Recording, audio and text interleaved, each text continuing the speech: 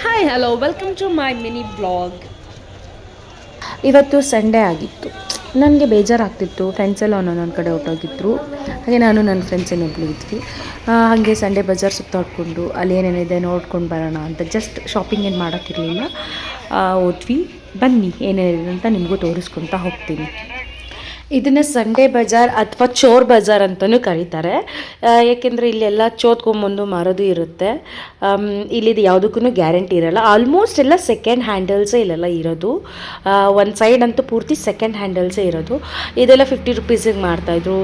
ಬೇಬೀಸ್ದು, ಆಮೇಲಿಂದ ಆಟ ಸಾಮಾನುಗಳು, ಇನ್ನೆಲ್ಲ ಏನದು ರೇಡಿಯೋ ಅಂತೆ, ಕುಕ್ಕರ್ ಅಂತೆ, ತವಾ ಅಂತೆ, ವಾಚಸ್ ಅಂತೆ ಎಲ್ಲ ಸೆಕೆಂಡ್ ಹ್ಯಾಂಡಲ್ಸ್ಗಳಿಗೆ ನಿಮಗೆ ಮಾರ್ತಿದ್ರು ಅಲ್ಲಿ. ಆಮೇಲೆ ಸ್ಟೀಮ್ ಐರನ್ ಬಾಕ್ಸ್ ಕೂಡ ಮಾರ್ತಿದ್ರು. ಹಾಗೆ ಅಲ್ಲಿ ಒಂದು ಸ್ಕೂಟರ್ ನಿಲ್ಲಿಸಿದ್ರು. ಇಷ್ಟ ಆಯಿತು, ಕೇಳಿದೆ ಎಷ್ಟು ಅಂತ. ಅದಕ್ಕೆ 3000 ಹೇಳಿದರು. ಮತ್ತು ಸೋಪ್ಗಳು ನೋಡಿ ಹೆಂಗಿದ್ದಾವೆ. ಈ ಸೋಪ್ಗಳನ್ನ ಯಾರ್ಯಾರು ತೊಗೊಂಡು ಯೂಸ್ ಮಾಡ್ತಾರೋ ಶಿವ, ನಮಗಂತೂ ಗೊತ್ತಿಲ್ಲ. ಹಾಗೆ ಇನ್ನು ಮುಂದೆ ಹೋಗ್ತಿದ್ರೆ ಫ್ಲವರ್ಸ್ಗಳಿತ್ತು, ಆರ್ಟಿಫಿಷಿಯಲ್ ಫ್ಲವರ್ಸ್ಗಳು. ಒಂದಕ್ಕೊಂದು ನೋಡೋಕ್ಕೆಲ್ಲ ಚೆನ್ನಾಗಿತ್ತು. ಮತ್ತು ಹಾಗೆ ಮುಂದೆ ಹೋಗ್ತಾ ಅಲ್ಲಿ ಹಿತ್ತಾಳೆದು ಇಟ್ಟಿದ್ರು ಐಟಮ್ಗಳು, ಬ್ರಾನ್ಸು. ಅದನ್ನು ಜಸ್ಟ್ ಶಂಖ ಎಷ್ಟು ಅಂತ ಕೇಳಿದೆ ಅಷ್ಟೇ. ಅದಕ್ಕೆ 2000 3000 ಎಷ್ಟು ಹೇಳಿದರು. ಮತ್ತು ಇದು ಕೂಡ ನೋಡಿ ಎಷ್ಟು ಚೆನ್ನಾಗಿದೆ. ಆ್ಯಂಡ್ ಮುಂದೆ ಹೋಗ್ತಾ ಹೋಗ್ತಾ ಏನೆಲ್ಲ ಬಟ್ಟೆಗಳಿಗೆ ಒಳ್ಳೆ ಮೇಳ ಥರ ನಿಂತುಬಿಟ್ಟಿದ್ರು.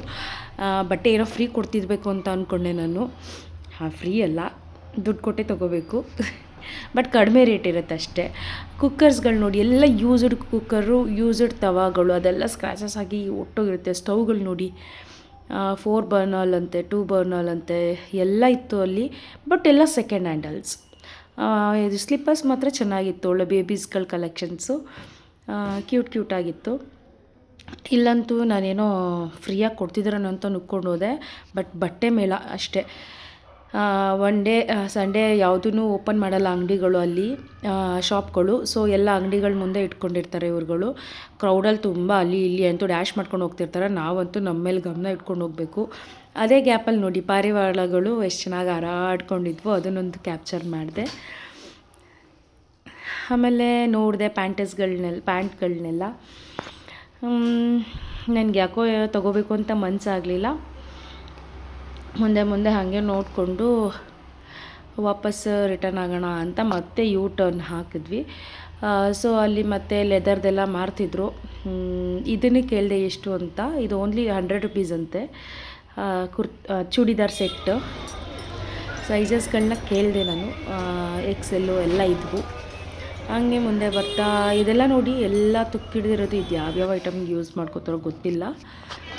ಬಟ್ ಬಟ್ಟೆಗಳಿಗಂತೂ ಎಲ್ಲಿಲ್ಲ ಅಂದರೂ ಬಟ್ಟೆಗಳ ಮುಂದೆ ಹೆವಿ ಜನಗಳಂತೂ ನಿಂತಿದ್ರು.